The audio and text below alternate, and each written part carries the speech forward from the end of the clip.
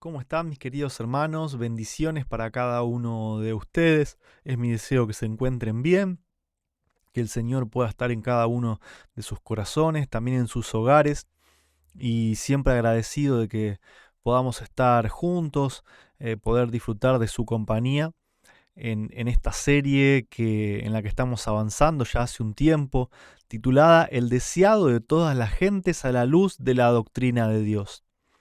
Hoy nos toca repasar un capítulo que, siendo sincero, me tocó el corazón, casi que derramo una lágrima.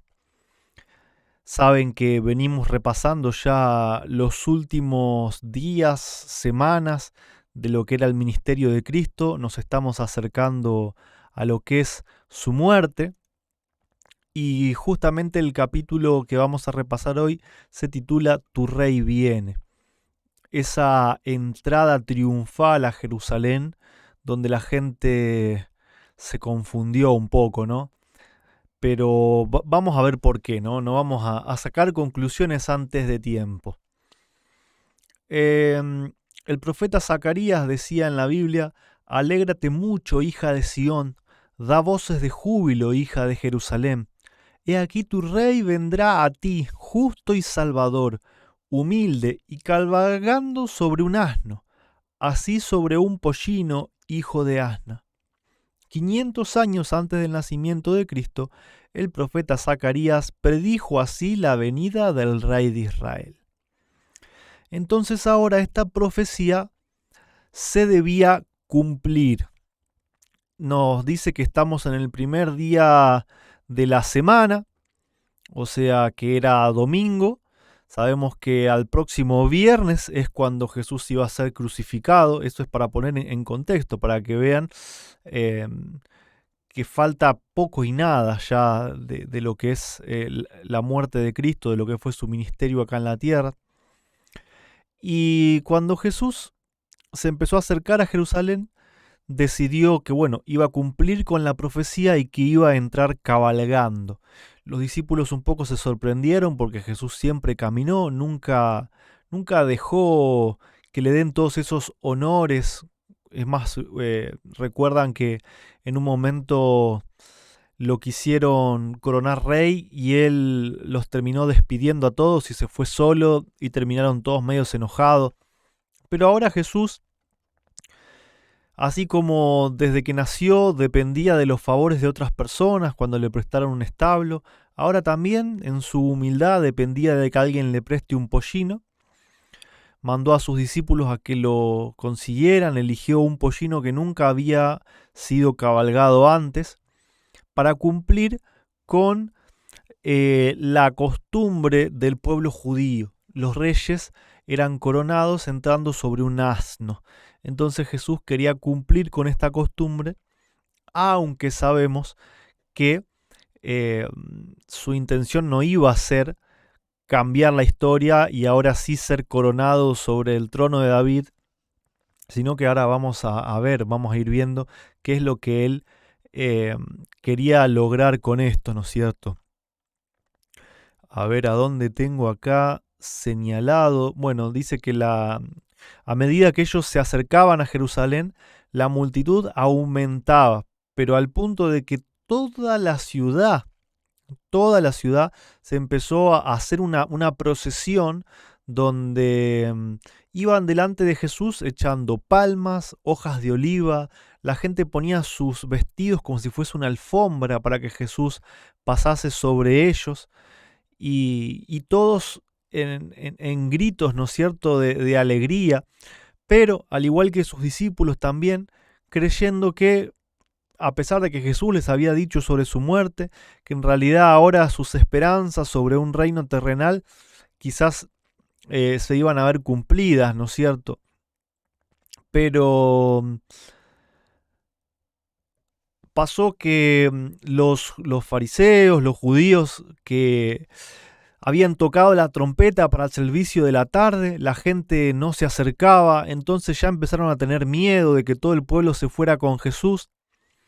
Entonces se acercan, ¿no? Y le dicen: por favor, reprende a tus discípulos, esto es en contra de la ley. Y Jesús les dice: les digo que si estos callaran, las piedras hablarían, ¿no? La profecía se tenía que cumplir y si la gente misma no era la que recibía a Jesús de esta manera, las mismas piedras iban a hablar, iban a vitorear a Cristo como el rey, ¿no es cierto? Nunca antes en su vida terrenal había permitido Jesús una demostración semejante, es lo que veníamos diciendo, ¿no? Previó claramente el resultado, le llevaría a la cruz, pero era su propósito presentarse públicamente de esta manera como redentor. Deseaba llamar la atención al sacrificio que había de coronar su misión en favor de un mundo caído. Mientras el pueblo estaba reunido en Jerusalén para celebrar la Pascua, él, el verdadero Cordero de Dios representado por los sacrificios simbólicos, se puso aparte como una oblación. Iba a ser necesario que su iglesia en todos los siglos subsiguientes hiciese de su muerte por los pecados del mundo un asunto de profunda meditación y estudio. Cada hecho relacionado con ella debía comprobarse fuera de toda duda. Era necesario entonces que los ojos de todo el pueblo se dirigieran ahora a él. Los sucesos precedentes a su sacrificio debían ser tales que llamasen la atención al sacrificio mismo. Después de una demostración como la que acompañó su entrada triunfal en Jerusalén, todos los ojos seguirían su rápido avance hasta la escena final. Entonces, mientras todos pensaban que Jesús iba a tomar el trono, los judíos mismos tenían miedo que por la cantidad de gente, esa multitud, sentara a Cristo en el trono. En realidad Cristo lo estaba haciendo para que todos pusieran sus ojos en estos hechos finales donde él iba a terminar crucificado, ¿no? Su crucifixión no podía, su sacrificio no podía pasar desapercibido y tenía que ser central en toda la historia del mundo hasta el tiempo del fin. Así que la mejor manera obviamente es la que ya estaba profetizada, todo el pueblo en procesión, ¿no es cierto?, acompañando a Jesús. Y cantaban, ¿no? Hosana al Hijo de David, bendito el que viene en el nombre del Señor. Hosana en las alturas. Acá es la cita que tenía señalada cuando los fariseos quisieron callar a la gente, ¿no? Dice, pero fueron reducidos al silencio por la respuesta de Jesús. Os digo que si estos callaren, las piedras clamarán. Tal escena de triunfo estaba determinada por Dios mismo. Había sido predicha por el profeta y el hombre era incapaz de desviar el propósito de Dios. Si los hombres no hubiesen cumplido el plan de Dios, Él habría dado voz a las piedras inanimadas y ellas habrían saludado a su Hijo con aclamaciones de alabanza. Hasta las piedras no iban a reconocer a Cristo como el Hijo de Dios. Cuando los fariseos reducidos al silencio se apartaron, miles de voces repitieron las palabras de Zacarías, las palabras que leímos al comienzo, ¿no? Alégrate mucho, hija de Sión, da voces de júbilo, hija de Jerusalén. He aquí tu rey vendrá a ti, justo y salvador, humilde y cabalgando sobre un asno, así sobre un pollino, hijo de asna. Y la procesión de repente llegó a una colina donde al bajar la colina se encontraba la ciudad de Jerusalén. Entonces estaban mirando a Jerusalén desde lo alto, ¿no? Y nos relata que era una hermosura, que el templo, a pesar de que este era el segundo templo y no tenía la gloria que tenía el primero, aún así era de las maravillas del mundo. Los mismos romanos habían llenado de favores a este templo para hacerlo aún más grandioso y tenía entre las columnas como si fuese vides enredadas de oro, se veía como si fuese un castillo de nieve blanco, que era impresionante para todo el mundo, para todos los viajeros, ¿no es cierto? Era algo imposible de pasar de largo sin admirarse. Pero acá es donde, cuando yo leí este capítulo por primera vez, me produjo un poco de angustia, ¿no? Porque cuando Jesús lleva a la colina, se detiene y se detiene toda la multitud Jesús queda mirando a Jerusalén y comienza a llorar. Pero no comienza a llorar como había llorado, por ejemplo, en la tumba de Lázaro, por empatía hacia los demás. Empezó a llorar con ruido, empezó a llorar con ganas, con sentimiento, su cuerpo estremeciéndose de la cabeza hasta los pies, tembloroso, corazón quebrantado. Y a ver, había una palabra más que lo describía, ¿no es cierto? Ojos llenos de lágrimas, pero hay otra palabra más que a mí, la verdad que me partió el corazón. Dice acá, lágrimas acompañadas de gemidos de irreprimible agonía. Esto habrá sido fuerte, porque, bueno, ahora continúa la sierva de Dios, ¿no? Dice, las lágrimas de Jesús no fueron derramadas porque presintiera su sufrimiento. Delante de él estaba el Getsemaní.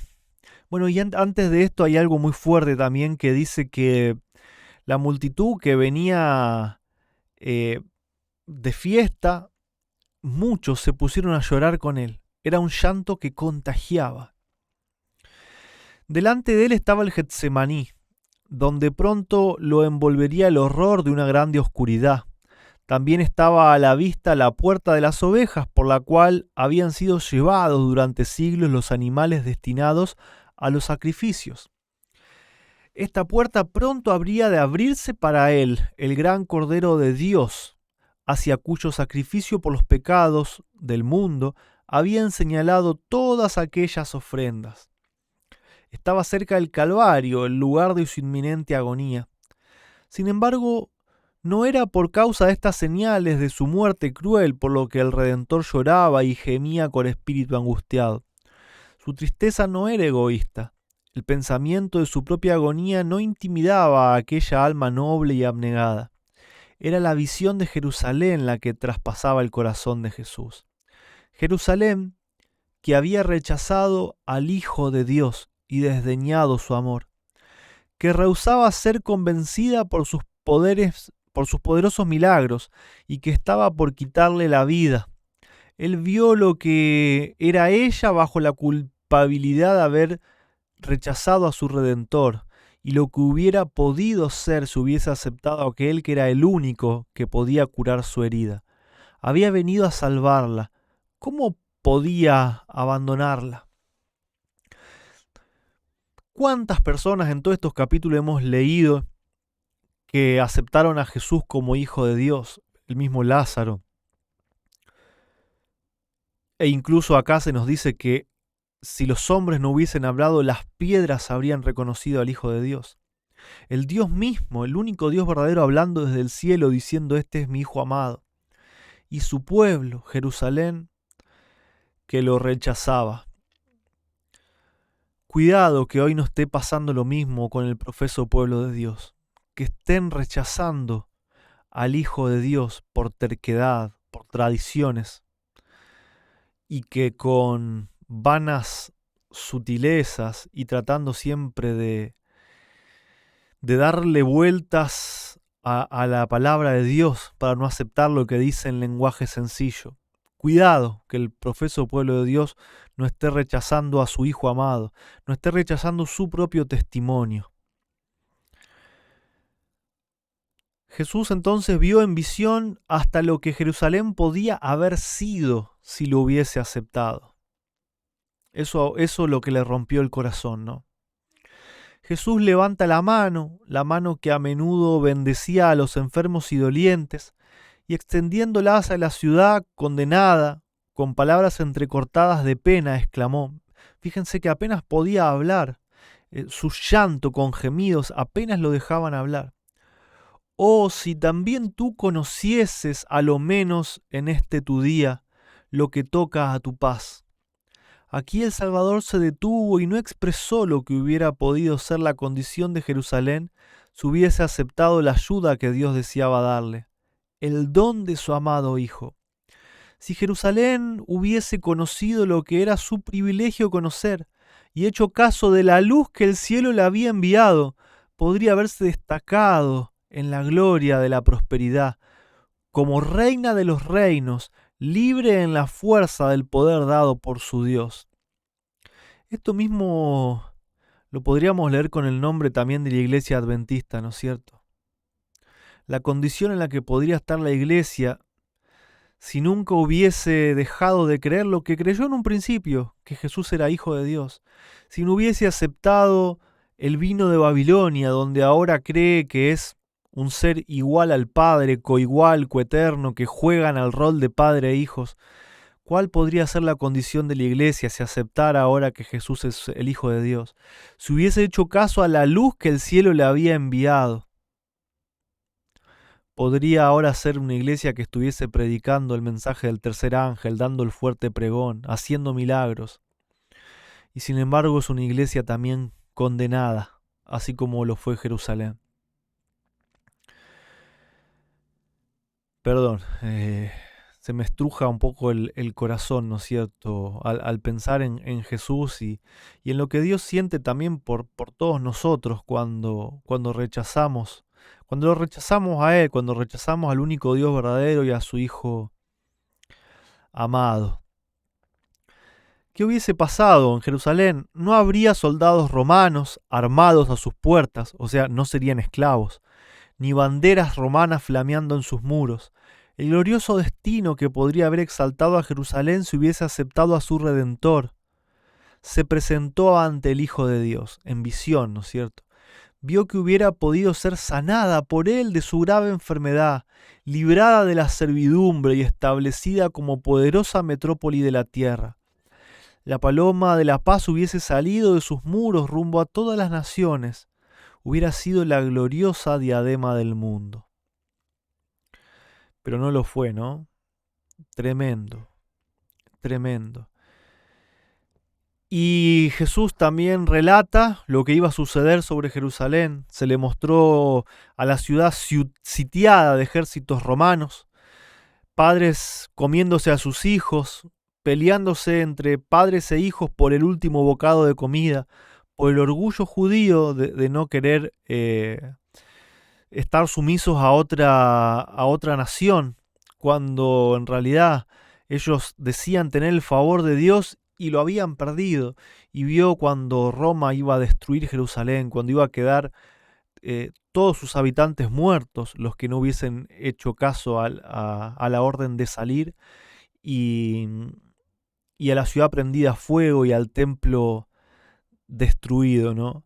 Vio que la testarudez de los judíos, evidenciada por el rechazamiento de la salvación que él les ofrecía, los induciría también a rehusar someterse a los ejércitos invasores. O sea, prefirieron perderse, o sea, perder su vida terrenal y también su vida eterna por no someterse primeramente al Hijo de Dios y por eso después a los romanos. Jerusalén había sido la hija de su cuidado, y como un padre tierno se lamenta sobre un hijo descarriado, así Jesús lloró sobre la ciudad amada. ¿Cómo puedo abandonarte? ¿Cómo puedo verte condenada a la destrucción? ¿Puedo permitirte colmar la copa de tu iniquidad? Un alma es de tanto valor que en comparación con ella los mundos se reducen a la insignificancia. Pero ahí estaba por perderse una nación entera. Imagínense el dolor de Cristo y el dolor del Padre por un alma que se pierde. Imagínense ahora por todo un pueblo. Porque Jerusalén no era los edificios, era el símbolo. Jerusalén era el símbolo de un pueblo. Y hasta el día de hoy lo sigue siendo. Ya no la Jerusalén terrenal, pero sí la Jerusalén celestial. Es el símbolo del pueblo de Dios. Es la ciudad del pueblo de Dios. Cuando el sol ya en su ocaso desaparecía de la vista, el día de gracia de Jerusalén habría terminado. Mientras la procesión estaba detenida sobre la cresta del monte de las Olivas, no era todavía demasiado tarde para que Jerusalén se arrepintiese. El ángel de la misericordia estaba entonces plegando sus alas para descender por los escalones del trono de oro a fin de dar lugar a la justicia y al juicio inminentes. pero el gran corazón de amor de Cristo todavía intercedía por Jerusalén, que había despreciado sus misericordias y amonestaciones, y que estaba por empapar sus manos de su sangre. Si quisiera solamente arrepentirse, no era aún demasiado tarde. Mientras los últimos rayos de sol poniente se demoraban sobre el templo, las torres y cúpulas, ¿no la guiaría algún ángel bueno al amor del Salvador y conjuraría su sentencia? Hermosa e impía ciudad que había apedreado a los profetas, que había rechazado al Hijo de Dios y que se sujetaba a ella misma por su impenitencia en grillos de servidumbre. Su día de misericordia casi había pasado. Y no puedo dejar de hacer un paralelo con la iglesia adventista, ¿no es cierto? Saber que todavía no es tarde, que todavía hay posibilidad de arrepentirse, pero que no quieren. Un pueblo que fue llamado por Dios para sostener sus verdades y poder llevar todo esto al mundo, y que no quiso, que quiso aceptar mentiras, falsas doctrinas, y que ha perdido su poder, que no es más que hoy un club social igual a todo el resto de las demás religiones, que rechazan al Hijo de Dios y que están presos ellos mismos. O sea, los grilletes que tienen son por su impenitencia, grillos de servidumbre, y su día de misericordia casi que está pasando también, ¿no? Los gobernantes de Jerusalén habían recibido informes de que Jesús se aproxima a la ciudad con un gran concurso de gente, pero no dan la bienvenida al Hijo de Dios. Salen con temor a su encuentro, esperando dispersar a la multitud. Cuando la procesión está por descender del Monte de las Olivas, los gobernantes la interceptan. Inquieren la causa del tumultuoso regocijo. Cuando preguntan ¿quién es este?, los discípulos llenos de inspiración contestan, en elocuentes acordes repiten las profecías concernientes a Cristo. Y escuchen esto porque a mí me encantó, ¿no es cierto? Cómo durante toda la palabra de Dios se lo reconoció a Cristo. Adán dirá, esta es la simiente de la mujer que herirá en la cabeza de la serpiente. Preguntadle a Abraham, quien os dirá, es Melquisedec, rey de Salem, rey de paz. Jacob os dirá, es Silo, de la tribu de Judá.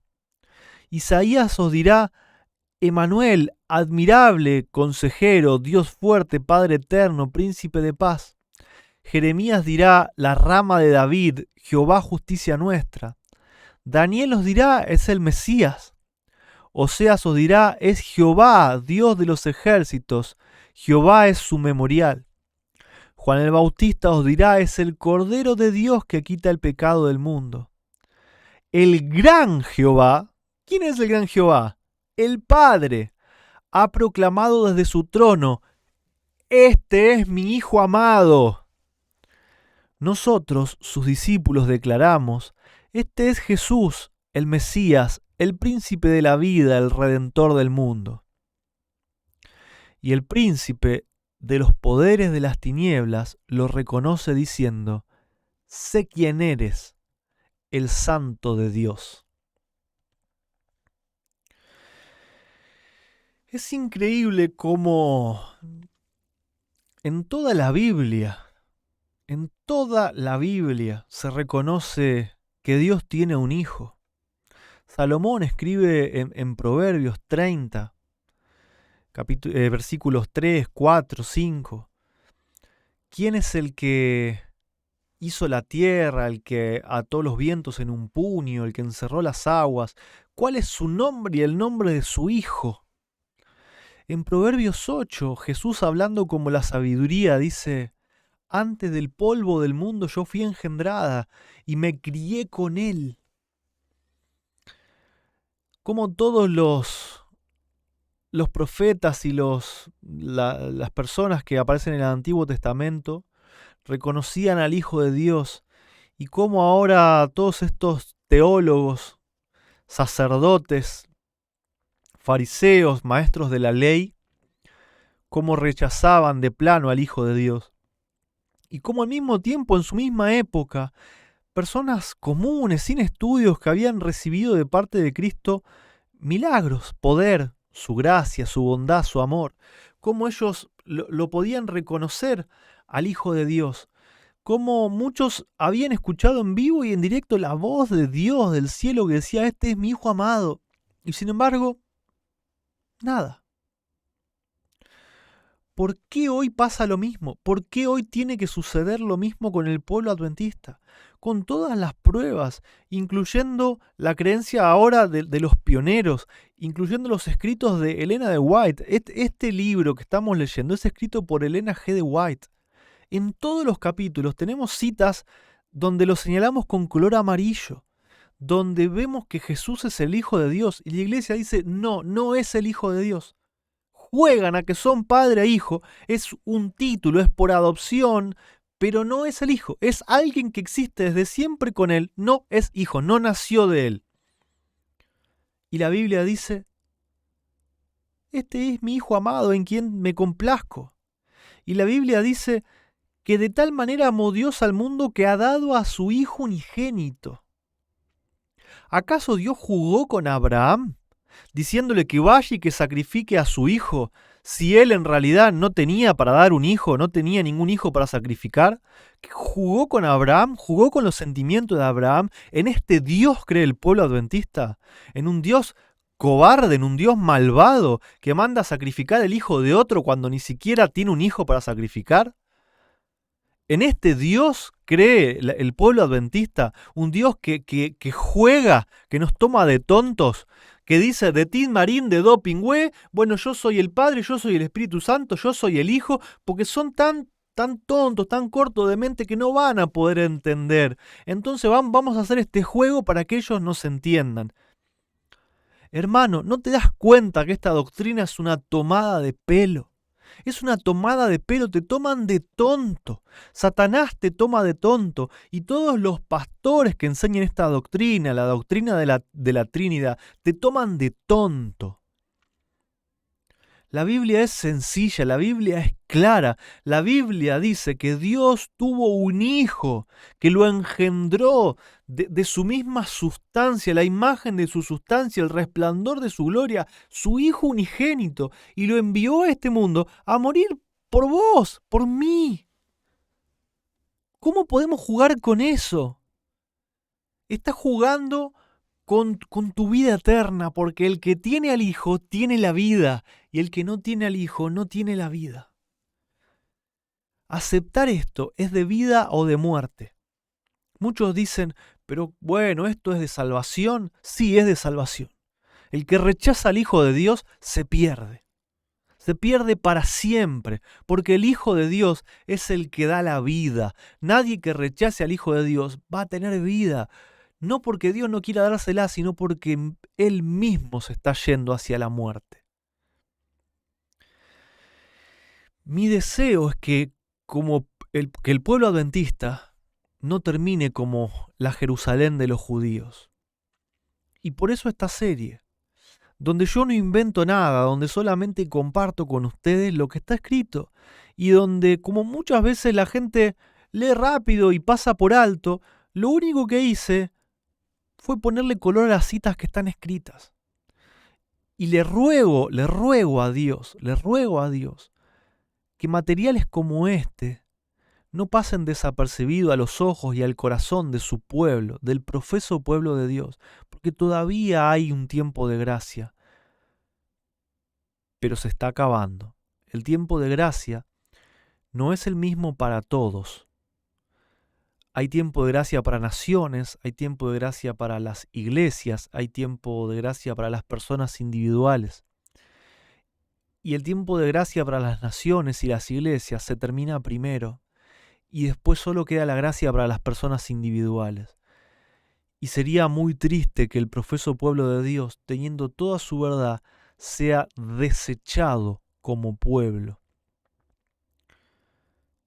Vamos a seguir siempre trabajando por la salvación de las almas. Pero Dios también quiere a su pueblo, así como Cristo quería a Jerusalén.